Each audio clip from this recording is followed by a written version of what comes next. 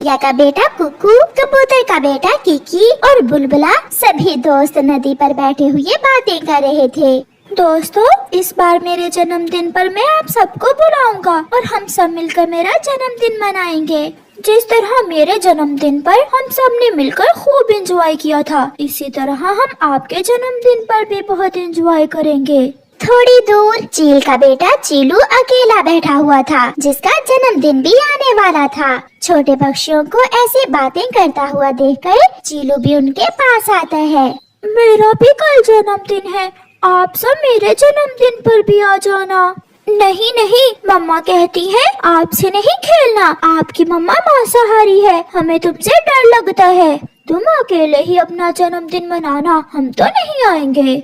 मेरी मम्मा से ना डरे, मैं वादा करता हूँ मेरी मम्मा आपको कुछ नहीं कहेगी। विश्वास, और वो भी एक चील के बेटे का। चलो दोस्तों, यहाँ से चले, अगर इसकी मम्मा आ गई तो सबको खा जाएगी। फिर वो सारे दोस्त वहाँ से चले जाते हैं और चीलू वहाँ बैठकर रोने लगता है। ना कोई मुझसे खेलता है और ना कोई मुझसे बात करता है, मैं बहुत बुरा हूँ। मेरी मम्मा की वजह से कोई मेरे जन्मदिन पर आने को तैयार नहीं है। बेटा चीलू, कल आपका जन्मदिन है और आप रो रहे हो, क्या हुआ है मेरे बेटे को? मम्मा, मैंने दूसरे पक्षियों के बच्चों से कहा कि मेरे जन्मदिन पर आए, मगर किसी ने भी मेरी बात नहीं मानी। सब कहते हैं कि मेरी मम्मा उन्हें खा जाएगी। बेटा, चील परिवार का दूसरे पक्षियों से कोई संबंध नहीं होता। हम अकेले ही पहाड़ों पर रहते हैं और अकेले ही अपनी खुशियाँ मनाते हैं। सब अपना दुख सुख मिलकर बांटते हैं, मगर हम क्यों अकेले? मुझे नहीं मनाना अपना जन्मदिन, मैं नहीं काटूंगा केक, आप रहने दें। मेरे जन्मदिन पर केक ना लाना मम्मा। अपने बेटे को ऐसे दुखी देखकर मम्मा चील से भी रहा नहीं जाता और वो कहती है, अच्छा मेरे बच्चे, मैं अभी जाती हूँ। मैं विनती करती हूँ सबकी कि वो सब मेरे बेटे के जन्मदिन पर आएं। चीलू खुश हो जाता है और मम्मा चील जंगल की तरफ चली जाती है। वो कौवे के घर पर दस्तक देती है। को क्या हुआ? चील दी? ना, मुझे ना खाना, मैं तो बहुत कमजोर और बूढ़ा हूँ, मेरे पंख ही पंख हैं, मुझ पर तो थोड़ा सा भी मांस नहीं है। ये सुनकर चील हंसने लग जाती है। नहीं कौवे, मैं तो आपको अपने बेटे के जन्मदिन का न्योता देने आई हूँ। कल आप अपने परिवार के साथ जरूर आना, मैंने खाने का भी बंदोबस्त किया है। कालू डरता हुआ कहता है, मैं आ जाऊंगा चील दी, अब आप जाएं। कालू अपने घर में चला जाता है। चील को देखकर गोरी कौवी अपने बेटे जग्गू को लेकर अलमारी के पीछे छुप गई थी। आ जाओ बाहर, आ जाओ गोरी, वो चली गई है।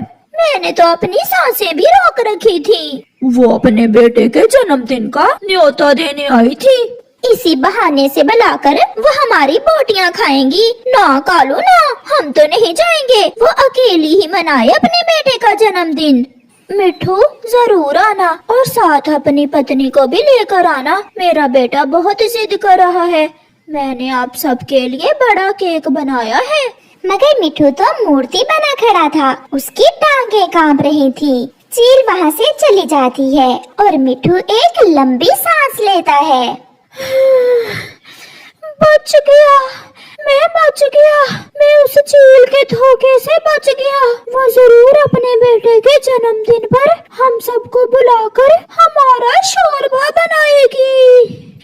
आप जाएं चील दी, मेरे बेटे ने आपको देख लिया तो वो डर जाएगा। मैं तो जा रही हूँ बहन कबूतरी, मगर याद रखना कल शाम याद से आ जाना, आपके लिए मैं स्पेशल सरसों के दाने लेकर आऊंगी। चील चली जाती है और कबूतर झाड़ियों के पीछे से बाहर निकलता है। मैं नहीं बोलती आपसे, चील को देखकर आप झाड़ियों में छुप गए थे, अगर वो चील मुझे खा जाती तो। मैं छुपकर यही तो देख रहा था कि वो क्या करने वाली है। अगर वो तुम पर हमला करती तो मैंने भी डंडा हाथ में ही पकड़ा हुआ था। चील चिड़िया के घर के दरवाजे पर दस्तक देती है। खिड़की में से कुकू देखता है। मम्मा भोजन लेने गई हुई है, घर में मैं अकेला हूँ। दरवाजा खोलना बेटा, मैं हूँ चील आंटी। नहीं आंटी चील, मम्मा ने मना किया है, मैं दरवाजा नहीं खोलूंगा। मम्मा को बता देना कल मेरे बेटे चीलू का जन्मदिन है, आप अपनी मम्मा के साथ जरूर आना बेटा। चील वापस चली जाती है। मम्मा क्या कहा सबने, क्या वो सब मेरे जन्मदिन पर आएंगे ना? मगर मम्मा चील खामोश थी। मम्मा बताएं भी। बेटा वो सब मुझे देखते ही डर गए थे, किसी ने हाँ भी नहीं की और किसी ने ना भी नहीं की। फिर दूसरे दिन चीलू अपने घर को सजा लेता है। मम्मा चील भी बड़ा केक ले आई थी और एक जगह बैठकर दूसरे पक्षियों का इंतजार करने लगते हैं। शाम होने को थी, अभी तक कोई भी नहीं आया था। जन्मदिन तो सच में है चील के बेटे का, हो सकता है वो सच में हमसे दोस्ती करना चाहती हो। मैं छुपकर इनकी बातें सुनती हूँ। कोई नहीं आया मम्मा, अभी तक कोई भी नहीं आया। मैं नहीं काटूंगा केक। बेटा मैंने तो आपको पहले ही बता दिया था कि चील परिवार पर कोई विश्वास नहीं करता। मगर मम्मा ये सब आपके कारण हुआ है, आपने क्यों इतना जुल्म किया पक्षियों पर, जो आज कोई आपसे मिलने से भी डरता है। चिड़िया छुपी हुई सब सुन रही थी। बेटा मैंने तो मांस खाना बहुत दिन पहले ही छोड़ दिया था, मगर क्या करें, ये समाज किसी को सुधरने भी तो नहीं देता। अगर कोई खुद को बदलना चाहे तो कोई उसकी मदद नहीं करता। जालिम हो तो सब डरते हैं और अगर वो अच्छा बनने की कोशिश करे तो कोई विश्वास नहीं करता।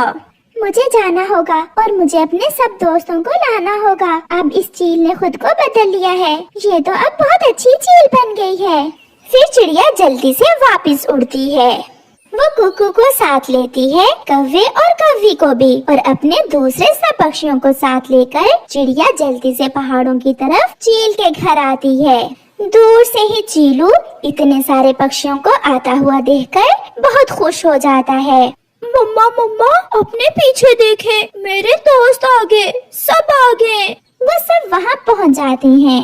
Happy birthday Chilu, happy birthday Chilu, happy birthday Chilu. मुझे माफ कर दें, मेरे पिछले गुनाह मुझे माफ कर दें। मैंने खुद को बदल लिया है, अब मैं भी आपकी तरह शाकाहारी हूँ और मैं आप सबके साथ मिलजुल कर रहना चाहती हूँ। फिर वो सब मिलकर चीलू का जन्मदिन मनाते हैं। प्यारे दोस्तों, अगर कोई पक्षी बुरा हो और वो खुद को बदलना चाहे, खुद को सुधारना चाहे, तो प्लीज उसकी मदद करें, ना कि उसे उसके हाल पर छोड़ें। आपका धन्यवाद।